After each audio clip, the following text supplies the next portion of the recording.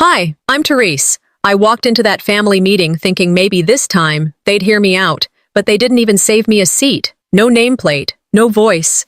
Just polite smiles and blank stares.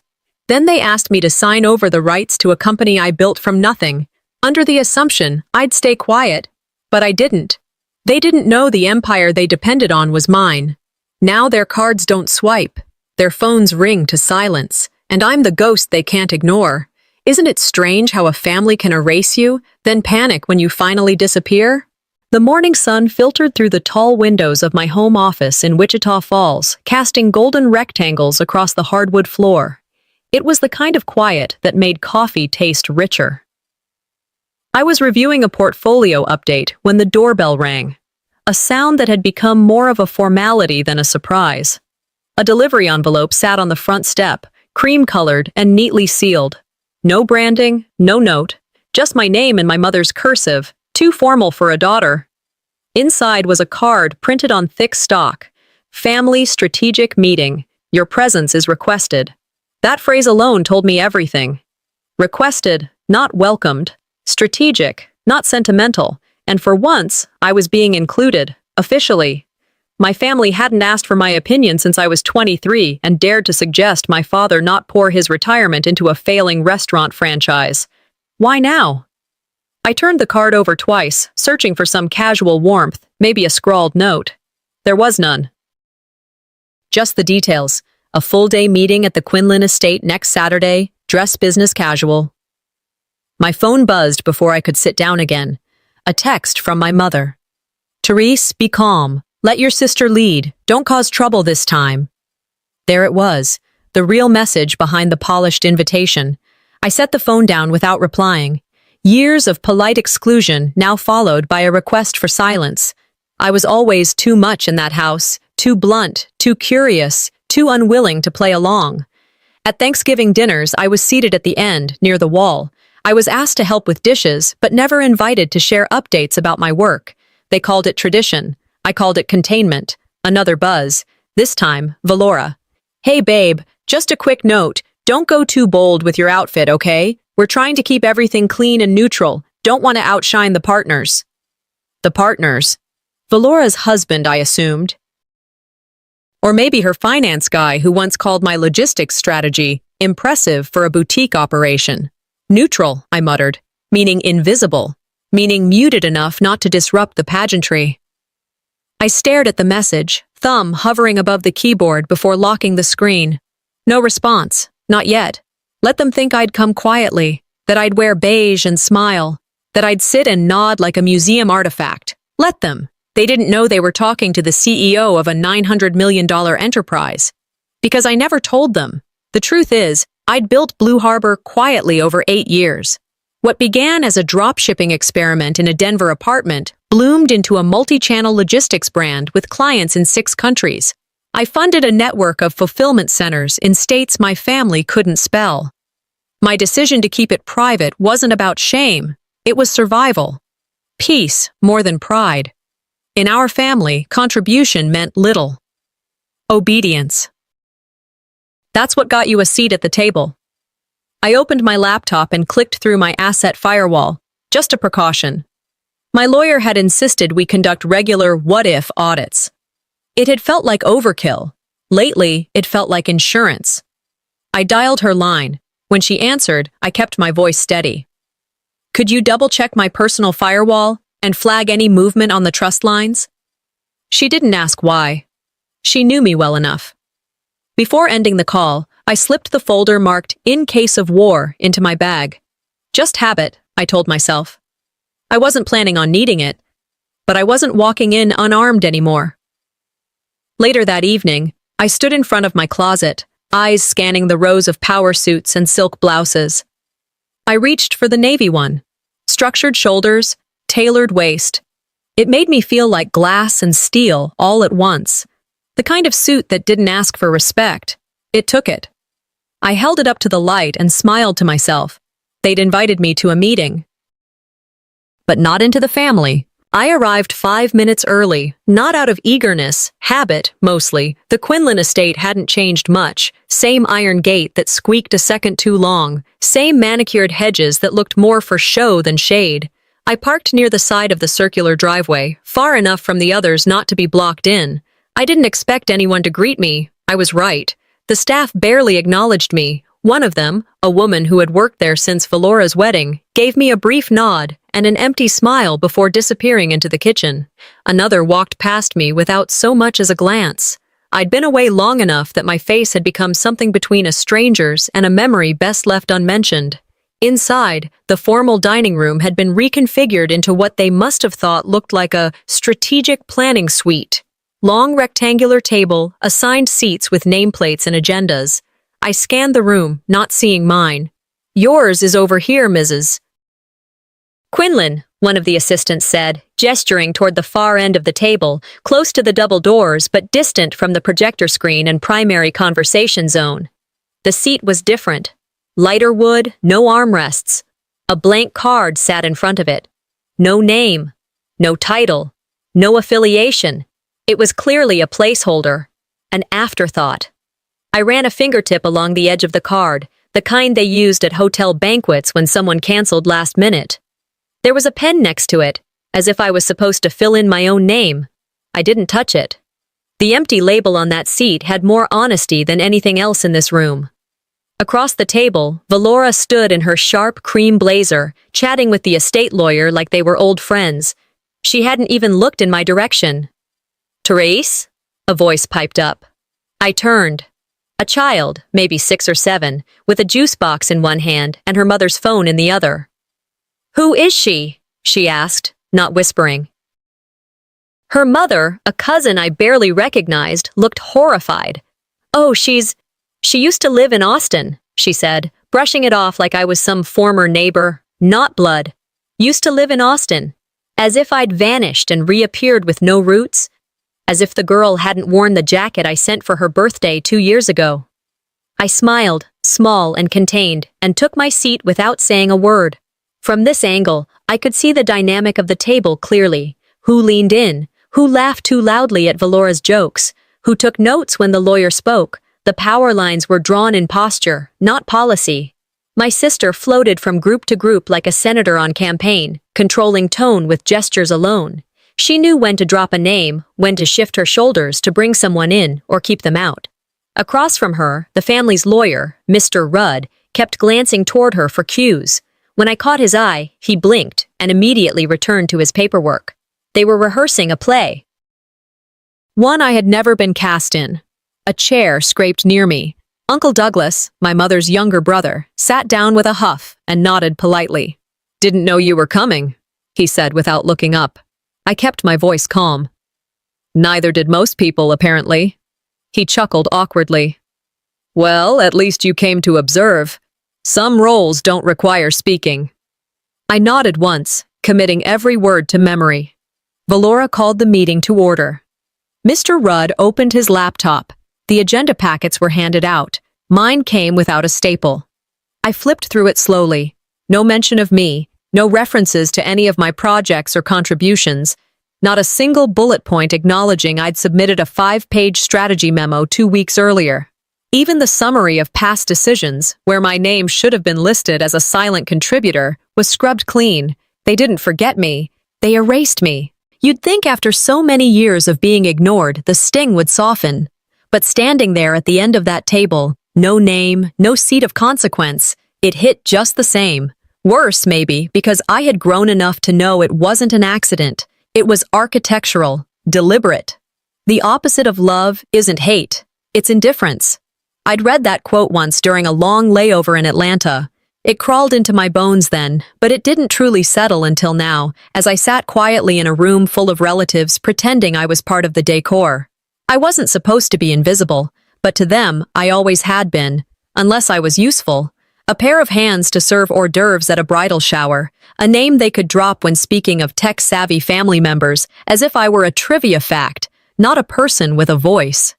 I watched as my brother, Lucas, stood up with a sheepish smile. He was talking about his new business venture, his second. The first had failed miserably 2 years ago. Most of the family didn't know why it hadn't folded completely. I did. I was the reason it didn't. I'd transferred $2 million anonymously when the company was on the brink. A bailout he thought came from a silent funder, some mysterious private capital. He'd never asked questions. The family assumed his turnaround was self-made, and he never corrected them. Now he beamed as everyone clapped politely, even Valora. My mother dabbed her eyes with a tissue like she was watching a graduation speech. My father gave him a thumbs up. I felt my stomach twist. I didn't want applause, but I also didn't deserve erasure. When Lucas stepped down, I caught his eye. Just for a second, I wondered if he saw it, my knowing look. He gave me a half nod, casual, unbothered. Maybe he suspected. Maybe he didn't care. They didn't just forget. They rewrote history and ripped out my chapter. I drifted back to another memory, one that hadn't faded with time. Last year, I'd suggested integrating our logistics software, proprietary, adaptive, and worth millions, into the family's estate management systems. We could optimize inventory, streamline maintenance, even automate reports. I offered it free. My father barely looked up from his coffee. "You're good at what you do, honey," he said with that tight-lipped smile. "But this is grown-up territory." Grown-up territory. I remember standing in the doorway, folder in hand, while they chuckled about investments I knew were hemorrhaging cash. I had patents. They had nostalgia. And they still thought they held the keys. Sitting in that meeting now, I wondered how many times I'd let their ignorance slide for the sake of keeping peace. How many birthdays I'd attended with clenched teeth. How many calls I'd answered from mom that started with, "Your sister's had a hard day," and ended with, "Can you just wire her a little something to help?" Was that humility? Or fear? I used to believe my silence kept the peace, but silence doesn't protect. It erases. That's what they counted on, that I would keep my head down, that I'd quietly keep funding the gaps they never owned, that I'd stay in Austin, running my empire like a side project, while they played house with my resources. A tickle of heat ran up my spine, not rage, not even sadness. Clarity. I stood and excused myself to the restroom.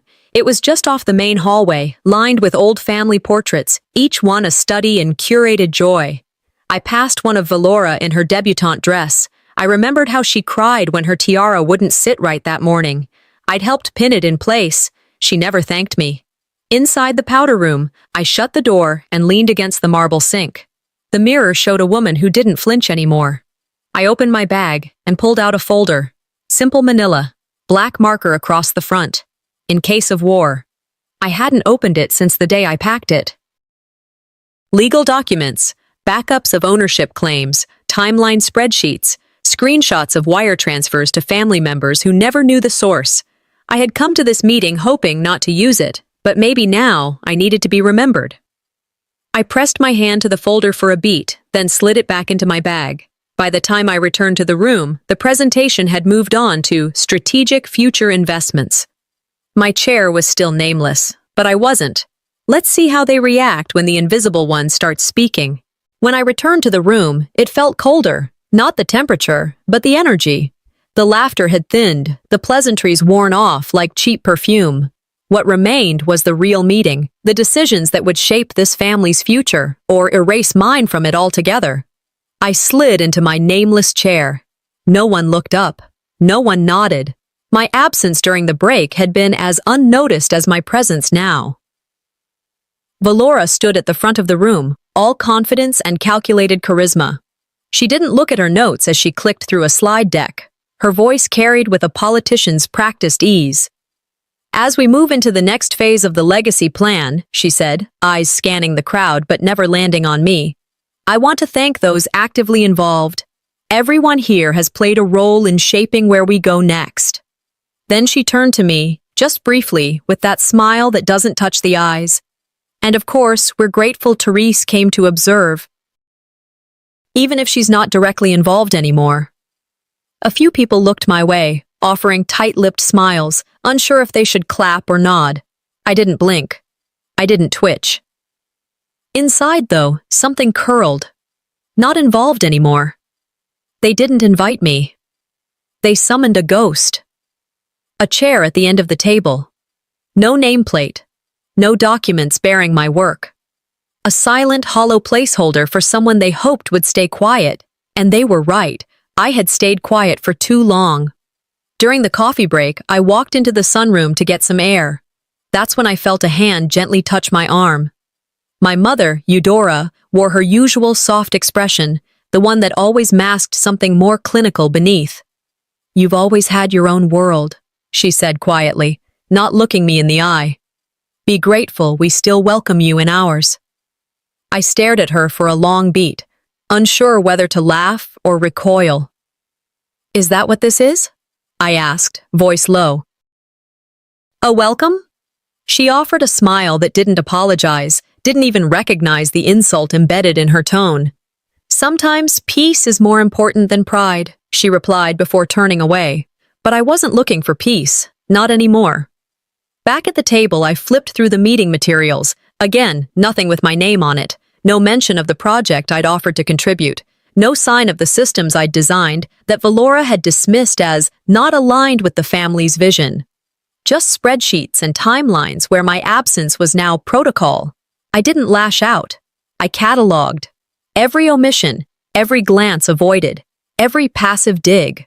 I began making mental lists of every clause in the family trust agreement, of every account tied to my shell companies, of every payment I'd routed discreetly to cover this family's inadequacies. I'd spent the last decade plugging their financial holes while they sewed up my existence. Let them believe I was small. Let them see only what they chose, because the thing about being invisible is, you get to watch everyone without them watching you. I observed Valora's performative charm, the way she addressed each elder by name, how she touched shoulders when delivering news that would benefit them. I watched our cousin's husband hang on her words like she'd solved world hunger. I saw the lawyer glance at her for nonverbal cues like he was waiting for stage directions. They were rehearsing a script. I wasn't in it. I used to beg for a role in their show. Now I'm building a stage of my own. The lunch spread was untouched in front of me, salad wilting on porcelain, iced tea sweating into a napkin I never unfolded.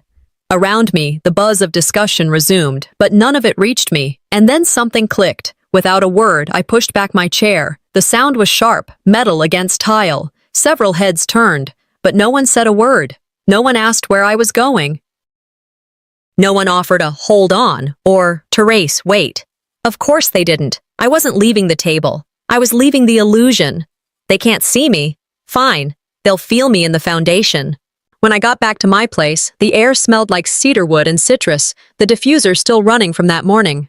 The silence wrapped around me, a familiar kind of solitude that didn't ask anything from me. I toed off my heels near the doorway and walked straight to the kitchen, pouring a glass of cold water and standing with my back against the counter. That meeting, the fake smiles, the polite erasure, the way they all nodded like I was a formality. I'd held my tongue. I'd walked out without slamming the door. But now, alone, I could feel the quiet rising in me like a tide. Not loud, not messy. They want a silent daughter. I'll give them a silent storm. I took my glass with me to the den and opened my laptop. The screen came to life, blinking through its two-step verification before revealing a dashboard most of them didn't know existed. Blue Harbor, holdings, trust accounts. Shell entities I'd built out of caution, now serving as a firewall between my family and their assumptions. My finger hovered over the lock button. And then, as if on cue, a message popped up. Valora. "Hey, Therese. Dad was wondering if he could get the SUV back this week. He says he needs it for something with the church group." I stared at the screen, unmoving. The SUV. The one I bought 3 years ago and registered under a holding company they never traced. It had been my father's retirement gift, though he never asked where the funds came from. I gave it through an anonymous donor. Valora had arranged the delivery. Now he was requesting it back, like it had always been his. As if I was borrowing something they owned. They take my gifts like air, then claim the air as theirs. I opened a different tab. Vehicle assets. There it was, listed under Quinlan Mobility Fund, tagged discreetly with the family's driver profile. One click. Pause access. The screen refreshed. If fuel card, inactive. GPS, disconnected. Maintenance account, suspended. There was no confirmation pop-up, just a line of text. Action complete. They'll know I was there when their wheels stop moving. But this wasn't the moment to throw every card on the table. I closed that tab and went back to the main dashboard. Everything else remained untouched, for now. Don't strike first. Strike wisely. It was tempting to pull it all, but strategy wasn't about the loudest move. It was about the most unexpected one. The first glitch in the system. And I wanted them to feel it.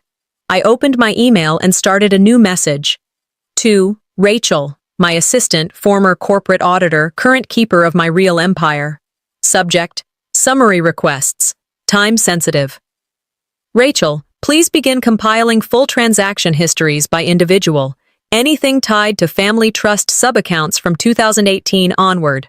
Focus on gifting patterns and interlinked shell usage. Bundle everything into PDF packets. Label each one with the primary beneficiary's name. Keep them locked, but ready. No revenge, just data, just clarity, just truth, ready when needed. I leaned back and stared out the window. Austin at night wasn't the same as Wichita Falls. It didn't carry the weight of obligation. It hummed with energy and choice. They had tried to fold me into a narrative I never agreed to star in. But they forgot I was writing my own script. And I had receipts. The most dangerous person isn't the one who yells. It's the one who listens, thinks, and then acts. Later that night, I was halfway through a glass of Barolo and reading the latest report from our fulfillment partners when my phone buzzed again. Valora. Hey, something weird's happening with Dad's car. He said the fuel card didn't work at the pump. Maybe something's wrong with the bank. I didn't reply. I flipped the phone over, face down, and let the screen go dark. They'll see the warning. Whether they read it is up to them. The second half of the meeting began without fanfare. No one asked where I'd gone during lunch. No one even glanced up as I slipped back into my seat, still marked by that empty name card. The air felt thicker than it had that morning. Valora's smile was tighter, her pacing quicker, and the family lawyer, Mr. Rudd, kept glancing at her like he needed permission to breathe. Whatever calm they'd faked earlier was cracking. Valora cleared her throat and clicked the next slide in the presentation. A wealth distribution chart blinked onto the screen, showing branches of assets and trust flows to different family members. Then my name flashed. It was there, just long enough for me to register it, and then it was gone. The text blurred slightly, flickered, then transitioned with a wipe animation into a new label. Inactive, transferred holdings. Like I'd died. Or never existed. A few heads turned subtly toward me. No one said a word. The silence didn't just cut, it suffocated. They made me vanish in real time. And Valora didn't flinch. She kept talking, her tone warm and practiced as she moved on to future planning and real estate transitions, like she hadn't just rewritten the family ledger mid-slide. I didn't respond. I didn't need to, not yet. Later, during a break, I wandered into the side office. It was the room my father once called his thinking space. The same place I'd sat cross-legged on the floor as a teenager while he taught me to balance a checkbook. Now it felt hollow, like the weight of honesty had long left it behind. A drawer was cracked open slightly. I didn't plan to snoop, but it was already open. That's what I told myself. Inside were folders, labeled, organized, color-coded. Rudd's system. I pulled one marked Will's Archive. Tucked in the back was a copy dated 8 months ago. Another marked only 6 weeks prior to this meeting. I opened the older one first. There I was, clear as day. Therese Rahl. Quinlan, co-beneficiary, designated partner for tech-related holdings, tied to specific disbursements from a trust branch I'd partially funded myself. Then I flipped to the latest. My name was gone. No reassigned. No moved to separate entity. Just gone. They didn't just omit me, they deleted me. I stood there for a long moment, the folder open in my hands, and it wasn't the legal slight that burned. It was the personal one.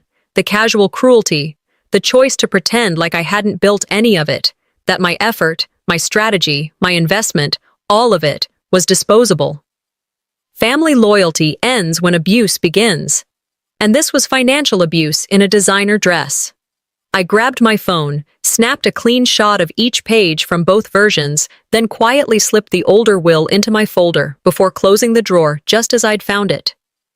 Back in the corner of the room, I opened a secure app and drafted a message to my personal attorney. Subject: Prepare ALT timeline package. Body: Found updated docs confirming asset exclusion. Include PDF, trust flow comparison, and timestamp trail. Flag inconsistencies across slides presented today. Do not escalate until instructed. I closed the app. Then, for the first time that day, I smiled. Not the polite smile I'd worn since breakfast. This was different, sharper, steadier. I wasn't asking for a seat anymore. I was building my own damn table. When I walked back into the meeting, no one noticed. I nodded at Mr. Rudd, who avoided my gaze. Valora glanced up, eyes flickering, then looked away.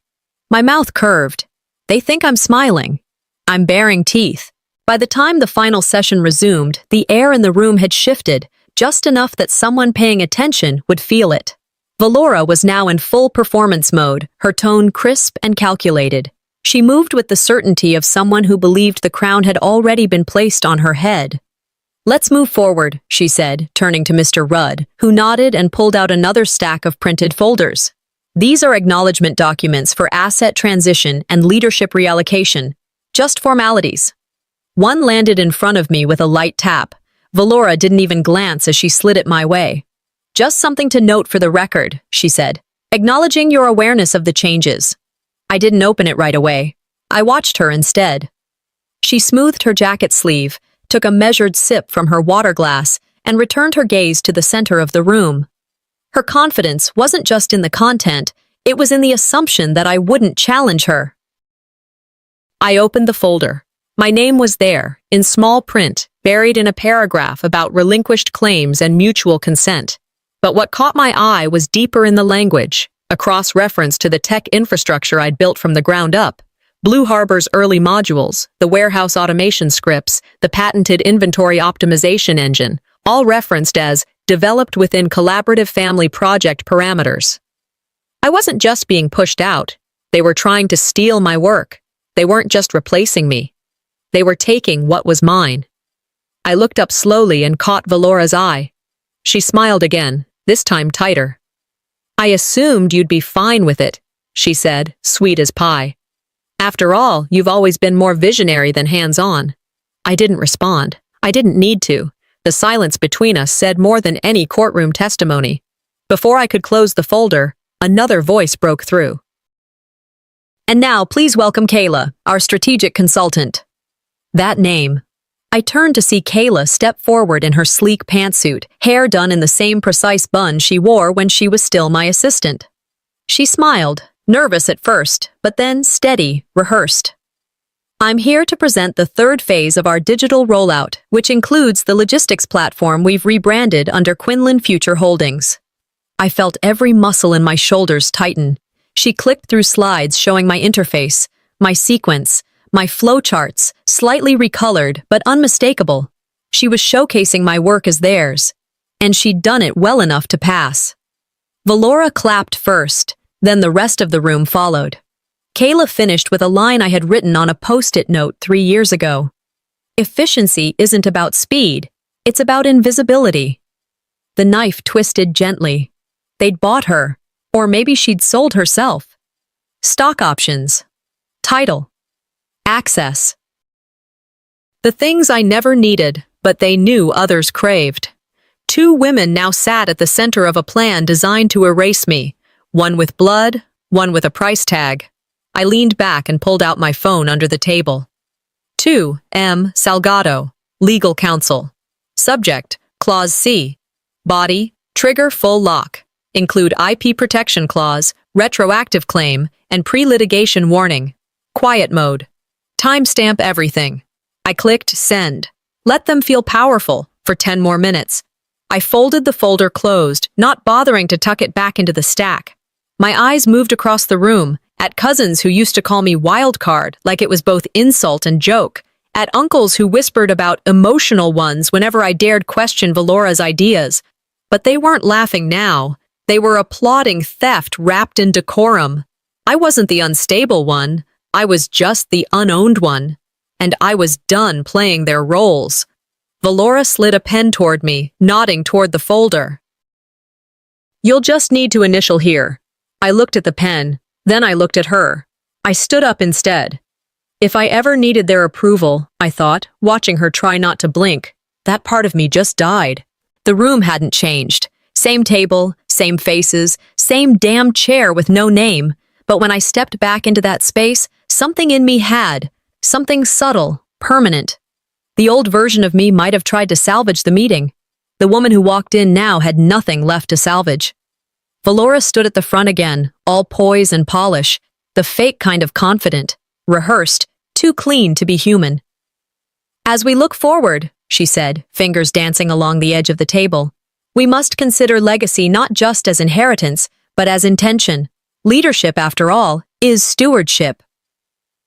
I raised my hand, calm, even. My voice carried clearly. "I'd like to make a brief comment on that point." She didn't miss a beat. "We've already heard from everyone contributing," she said with a forced smile. "Let's stay respectful of the agenda." There it was, the dismissal, dressed in politeness. Mr. Rudd coughed into his hand but said nothing. Across the room, Uncle Paul glanced at the floor. My mother studied her cuticles. My father didn't look up, just muttered, "Don't make this harder than it has to be." Harder? I sat back down, heart pounding like it had been caged for too long. I wasn't angry, not in the way they feared, no raised voice, no table pounding. But inside, something snapped. And they didn't hear it. They never heard anything unless it served them. 5 minutes later, a man I didn't recognize walked in. Navy jacket, no tie. He didn't make eye contact with anyone but Mr. Rudd, who gave him a slight nod. "Ms. Quinlan," the man said, quiet and professional. "We've been asked to escort you out. You're no longer a formal party to this meeting." Gasps scattered like broken glass. Cousins blinked. Valora didn't flinch. My mother sat still. She didn't object, didn't question, just watched. And that was worse than the silence. I stood, slow and deliberate, gathered my folder, adjusted the strap of my bag, looked around the room one final time, not searching for a lifeline, just recording faces. "You didn't just disinvite me," I said, steady as stone. "You declared me unnecessary." No one responded. No one moved. I turned, heels tapping clean against the tile, and walked out. The hallway smelled of citrus cleaner and stale ambition. The same staff who barely acknowledged me that morning watched from the sidelines. No one opened the door for me this time. I didn't need them to. I walked through the front door of the Quinlan estate and into the Texas heat. By the time I reached my car, the weight in my chest had dissolved into clarity.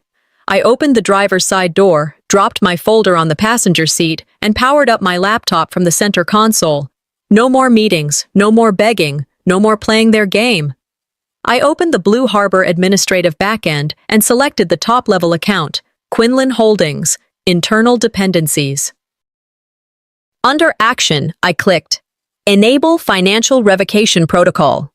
A confirmation prompt blinked. I didn't hesitate. Yes. The dashboard refreshed. Red tags began appearing. Access revoked. Funds frozen. Auto-renewal disabled. Then I clicked again. Lock all assets linked to Quinlan accounts. The screen went still. Then, success. I closed the laptop, sat back, and exhaled. I gave them decades of patience, I whispered. Minutes of truth were too much for them. 10 minutes later, while I was halfway to the freeway, the first alert went out. Valora's assistant couldn't complete a wire transfer. Dad's grocery card was declined at the register. Lucas couldn't log into the shared investment portal. All across town, the machine they built on top of my empire started sputtering. Let's see how they run the empire without my empire. I woke up to the smell of cinnamon coffee and the dull pulse of my phone vibrating non-stop on the nightstand. I didn't rush to check it. Whatever was waiting could wait a few more minutes. When I finally picked it up, there were 36 missed calls, 12 texts, 6 voicemails, all from familiar names: Valora, Dad, Lucas, even my mother. I took my coffee out to the balcony. It was still early. Austin hadn't woken up yet. The air was clean, the sky still bruised with morning. I sat down, phone face down, and just listened to the hush. They finally felt what I'd been living for years, being cut off. I had felt this silence every Thanksgiving I spent alone. Every Sunday they shared updates in the group chat I wasn't part of. Every time they passed around stories at the dinner table and left me out like I'd been a bad memory. Now, the silence was theirs. By mid-morning, the rest of the plan unfolded. I'd timed everything. At exactly 9 o'clock a.m., every member tied to Quinlan accounts received the email. Subject line: clarification of ownership and access termination. No anger in the body. Just facts. Attached were documents they didn't expect me to have. Asset receipts, wire confirmations, contract timestamps. A timeline of how much I had given, how long I had been funding the life they thought came from luck or Dad's pension. Truth doesn't scream, it documents. By noon, I was already getting reports. Mom's utilities were auto-bounced. Lucas's business account was flagged for inconsistent source tracing. Valora's PAC fund froze mid-disbursement. The campaign accountant emailed her twice before realizing she wasn't listed as an authorized user anymore. I didn't lift a finger that morning. The system I built had already done its job. Dad called. I didn't answer. Valora texted, "We need to talk." I replied once, "This is me talking." Then I muted the thread. I wasn't angry anymore. I wasn't even satisfied. What I felt was something quieter, like closing a door that had been half open and letting it latch completely. This wasn't about revenge, it was about drawing a line. I'd heard once, you are not required to set yourself on fire to keep others warm, and I had spent the better part of 2 decades doing just that, burning parts of myself down to keep the illusion of peace intact. Not anymore. There's power in not picking up the phone. Power in letting people sit with the consequences they created. Around 2 o'clock p.m., my attorney forwarded me a short message. Local media just requested a comment on the financial restructure.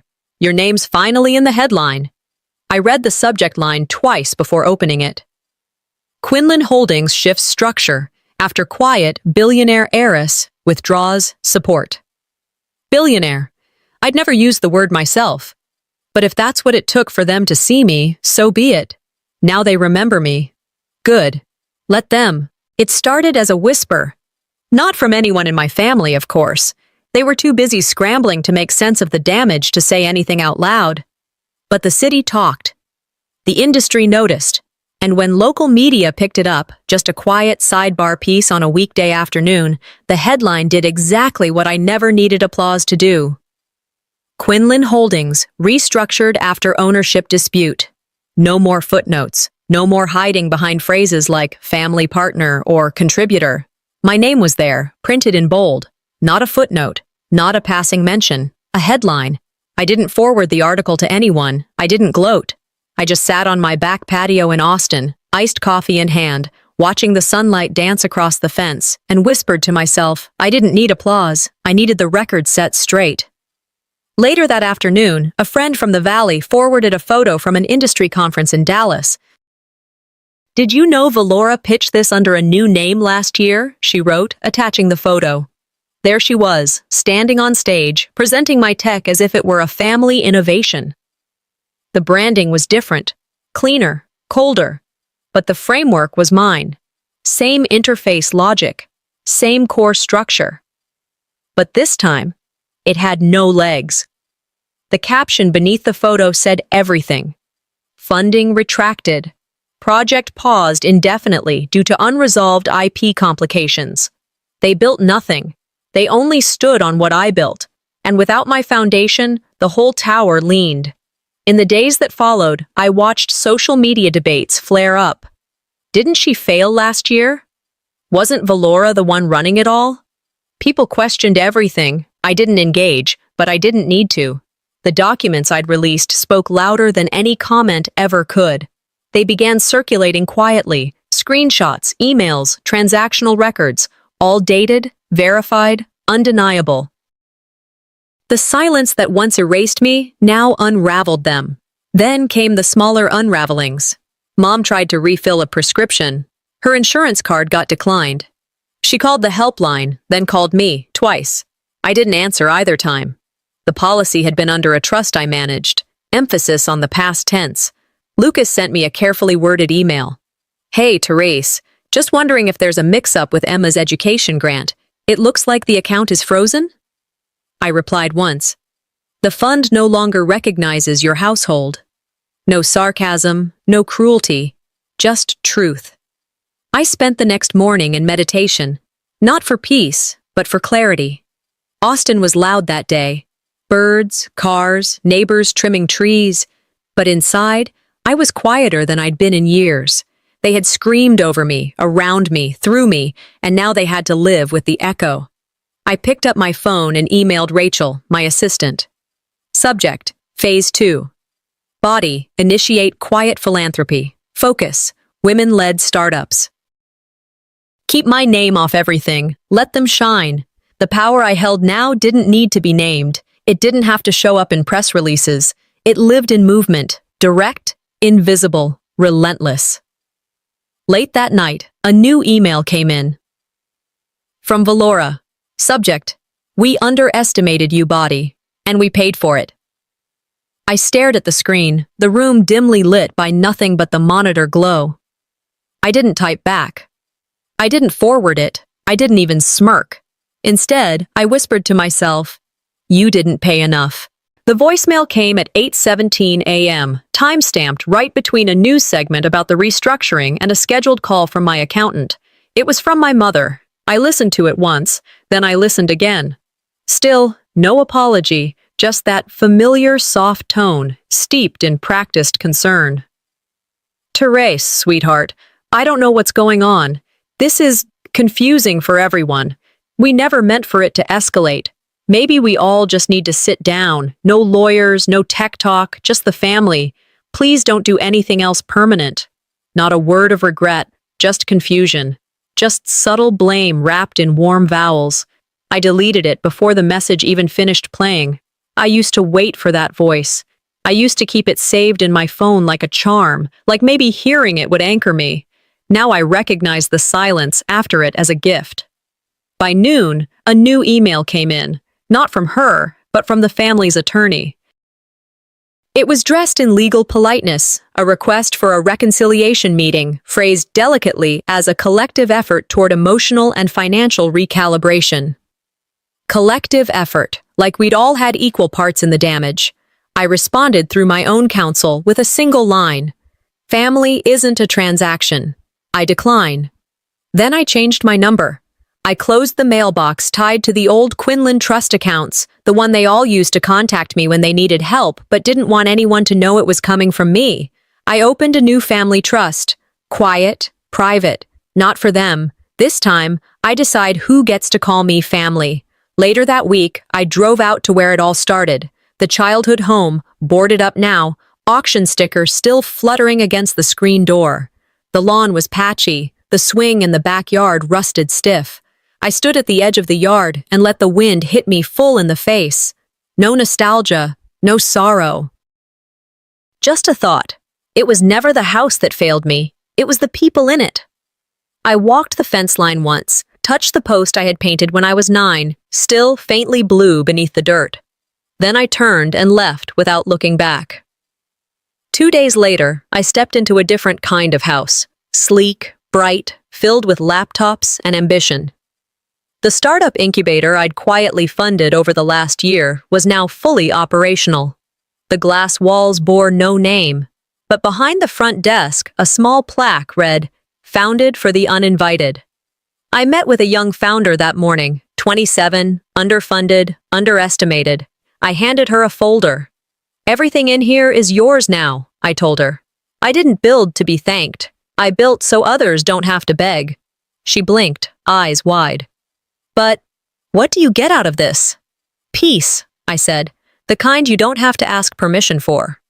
That night, just after I'd poured a glass of wine, another message came through. Subject: You were right. No greeting, no sign-off, no text in the body, just those words. From my father. I stared at it for a long moment. Too late. But still enough to feel clean. The new studio had glass walls and open ceilings, designed to let the light in, not just physically, but symbolically. Every inch reflected intention, from the exposed beams to the quote engraved on the main door. Legacy is what you build when no one believes you can. I walked in, heels clicking against polished concrete, and smiled. I wasn't rebuilding anymore. I was building out loud. The architect had taken my sketches and made them breathe. I ran my hand along the edge of a custom table near the center, maple and matte black steel. My signature was hidden in the wood grain, carved in microtext near the underside. Not for show. For me. They taught me to hide, I said aloud, voice steady in the echoing space. I taught myself to lead. That evening, a segment ran on the local news. Behind the $900 million woman they tried to erase. The headline hung there for a moment before the anchor continued. My name, full, unabridged, rolled across the bottom of the screen. They talked about Blue Harbor, about the silent partnerships I'd built, the philanthropic investments no one ever knew to credit. For the first time, the narrative wasn't theirs to spin. And now they remember, because now they can't afford to forget. 2 days later, I posted a letter. No drama. No capital letters, just facts. A timeline of what happened, of what I gave, of what they took, of how I recovered. I signed it. Family isn't blood. It's who remembers your worth when there's no applause left. I remember mine. It went viral in less than an hour. And then came the envelope. Delivered by hand. A cream card, gold-trimmed, Valora's handwriting. Restorative brunch, for the sake of reconnection and future harmony. I read it twice, set it down, picked it back up, then fed it through the shredder without blinking. I didn't break bread with people who once tried to starve me of dignity. Instead, that morning, I donated $1 million to an organization for disowned daughters and estranged caregivers. The name of the foundation, not mine. The headline? Quiet. I didn't need credit. I needed impact. Later that month, I stood on stage at a leadership summit in Chicago, speaking to a room full of women who were tired of asking permission to be whole. I told them what I'd learned. That voice telling you to stay small? It's usually not yours.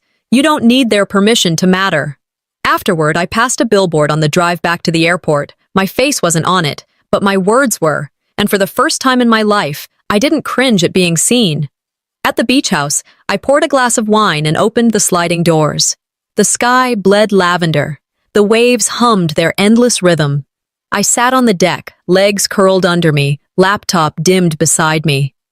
I didn't lose a family, I whispered. I lost an illusion. And gained myself. The phone buzzed once. A new request. Senator's office. They wanted me to consult on their women's equity fund. I smiled. Now they ask. And I choose.